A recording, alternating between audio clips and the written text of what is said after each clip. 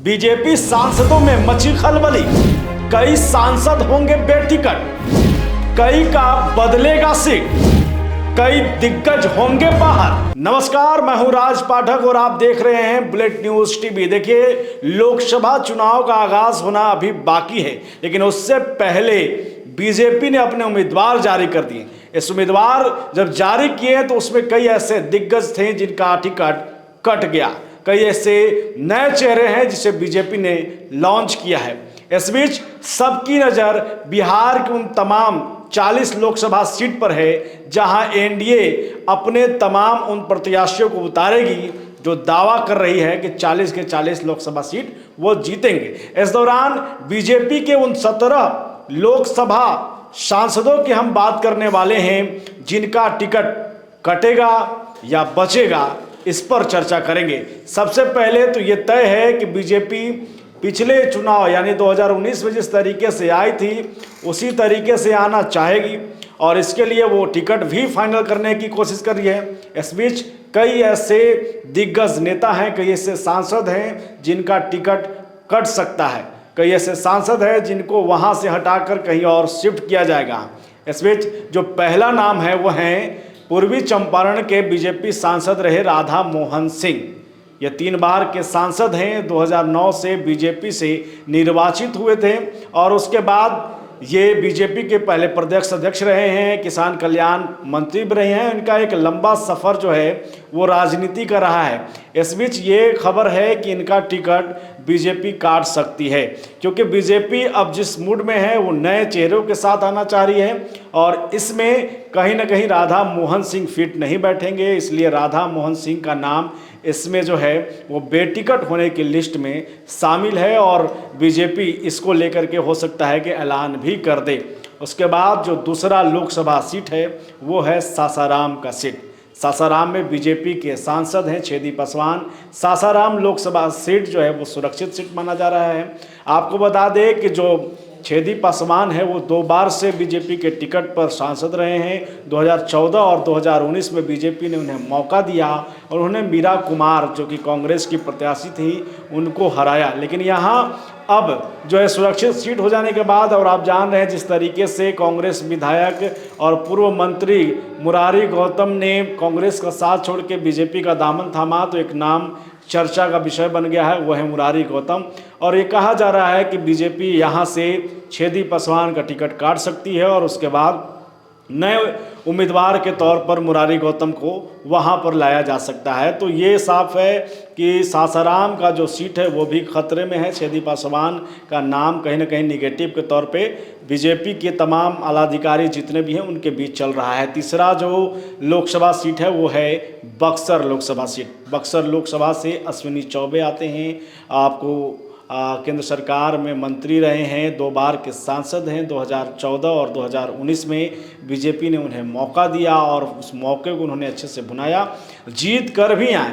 उपभोक्ता खाद्य और सार्वजनिक वितरण जलवायु परिवर्तन राज्य मंत्री वो रहे हैं और अब ये चर्चा है कि बक्सर में नए कैंडिडेट को लेकर के बीजेपी आ सकती है। एक लंबा सफ़र जो है वह अश्विनी चौबे का रहा है, मंत्री भी रह चुके हैं और कई बड़े पदों पर रहे हैं, बीजेपी के कदावर नेता माने जाते हैं। लेकिन अब बीजेपी जो है उसी फॉर्मूले पर आ रही है कि कई सीट पर, कई जगहों पर बीजेपी उन नए लोगों को लाना चाह रही है, युवा को लाना चाह रही है। और इस बीच जो है बक्सर को लेकर के भी ये चर्चा है कि वहाँ भी बीजेपी एक उम्मीदवार नया ला सकती है, नया उम्मीदवार दे सकती है और अश्विनी चौबे को बेटिकट होना पड़ सकता है।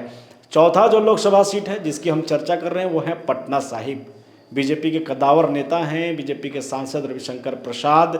नई दायित्व उनको मिला था, बीजेपी ने नई दायित्व दी थी 2019 के चुनाव में, जब शत्रुघ्न सिन्हा इससे पहले जीतते आए हैं बीजेपी के टिकट पर। लेकिन जब वो वहाँ से हटे तो 2019 में जो है वो रविशंकर प्रसाद को बीजेपी ने वहाँ से कैंडिडेट बनाया और वो वहाँ से जीत भी गए। वो कद्दावर नेता माने जाते हैं बीजेपी के और हर पल कहिए कि जब भी विपक्ष पे हमला करना हो तो सबसे पहले चेहरे के तौर पे वो दिखते हैं। 1991 से बीजेपी विंग के साथ जुड़े रहे हैं, चाहे वो फिर आपको एबीवीपी के माध्यम से हो या फिर तमाम जो है बीजेपी का विंग है उनके साथ जुड़े हैं और उसके बाद जो है केंद्र सरकार में मंत्री भी रहे हैं। तो रविशंकर प्रसाद का भी एक लंबा राजनीतिक अनुभव है और इसी को लेकर के अब ये माना जा रहा है कि एक उम्र के साथ जो है ये सीट जो है पटना साहिब का सीट, चूँकि बीजेपी का सबसे सेफ सीट माना जा रहा है। आप पिछले 2009 के चुनाव के माने तो शत्रुघ्न सिन्हा आए थे, 2014 में शत्रुघ्न सिन्हा बीजेपी से ही जीत कर आए थे, तो बीजेपी के लिए सेफ सीट है। और कहा जा रहा है कि हो सकता है कि बीजेपी जो है वो रविशंकर प्रसाद सिन्हा को जो है वो आराम दे सकती है और वहाँ से कोई नया कैंडिडेट भी लाया जा सकता है। पाँचवें की बात करें तो पाँचवा जो लोकसभा सीट है वो है सारण लोकसभा सीट। राजीव प्रताप रूढ़ी वहाँ से सांसद हैं, 2 बार के सांसद हैं। बीजेपी ने उनको मौका दिया, 14 में मौका दिया, 19 में मौका दिया और वहाँ से वो जीत कर आए। आपको बता दें कि 2014 में जो है लोकसभा चुनाव के दौरान राबड़ी देवी को उन्होंने हराया था। 2009 से बीजेपी के वो कैंडिडेट रहे हैं। लालू प्रसाद यादव ने जो है 2009 में हालांकि उनको हराया था, लेकिन 2014 में वो वापसी किए और उसके बाद से 2019 में जीते हैं। राज्यसभा के सांसद भी रहे हैं, केंद्र सरकार में राज्य मंत्री भी रहे हैं। तो राजीव प्रताप रूढ़ी भी बीजेपी के कद्दावर नेता में से एक हैं। और जो छपरा का सीट है उसको लेकर के ये चल रहा है कि राजीव प्रताप रूढ़ी पर जो है 50-50 विचार किया जा रहा है। हो सकता है उन्हें टिकट मिल जाए और ये कंफर्म है कि कहीं ना कहीं उनका जो मार्जिन है या जिस तरीके से सफ़र रहा है राजनीति का, विचार कर सकती है पार्टी, लेकिन ये कहा जा रहा है कि टिकट उन्हें ही मिलेगा। बात करते हैं बेगूसराय लोकसभा सीट की। गिरिराज सिंह हैं वहाँ से, केंद्रीय मंत्री रहे हैं और आपको बता दें कि वो 2019 में वहाँ से जीते हैं। वहाँ से जीतने का सबसे बड़ा चर्चा इसलिए हुआ था क्योंकि जो सीपीआई के कैंडिडेट थे कन्हैया कुमार, उनके खिलाफ वो बड़ी मार्जिन से जीते थे। करीब 4 लाख वोट के साथ वो वहाँ से जीते थे। कैबिनेट मंत्री हैं, ग्रामीण विकास और पंचायती राज विभाग में मंत्री रहे, बिहार सरकार में सहकारिता मंत्री भी रहे हैं। ऐसा माना जा रहा है कि बेगूसराय से उन्हें टिकट न दे करके बीजेपी इस बार उन्हें किसी और जगह से टिकट दे सकती है। ऐसा माना जा रहा है कि आपको गिरिराज सिंह वैसे नेता हैं जो जहाँ जाएंगे वहाँ जीत कर ही आएंगे, इसलिए कहीं ना कहीं बीजेपी उस जगह पे उन्हें भेजना चाहेगी जहाँ पर पेच फंस सकता है बीजेपी का, जहाँ पर कैंडिडेट उन्हें कमज़ोर मिले, वहाँ पर गिरिराज सिंह जा सकते हैं।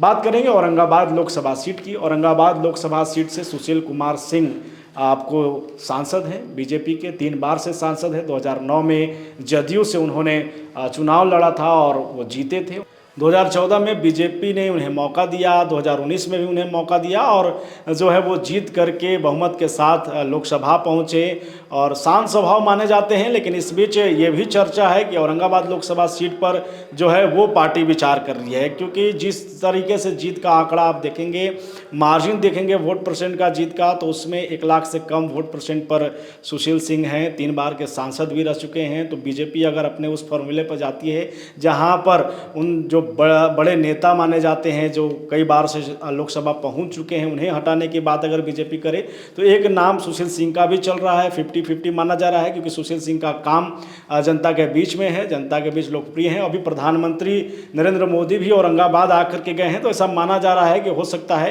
कि यहाँ पर टिकट न कटे। लेकिन ये भी दिख रहा है कि अगर आंकड़ों पर जाएगी पार्टी तो फिर ये फंस सकता है पेच। बाकी औरंगाबाद लोकसभा में 50-50 की चांस है।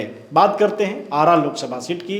राजकुमार सिंह वहाँ से सांसद रहे हैं और आपको वहाँ पर जो चर्चा है कि वो 2 बार से सांसद हैं। 2014 और 2019 में बीजेपी ने उनको मौका दिया था और वहाँ से वो जीत कर गए थे।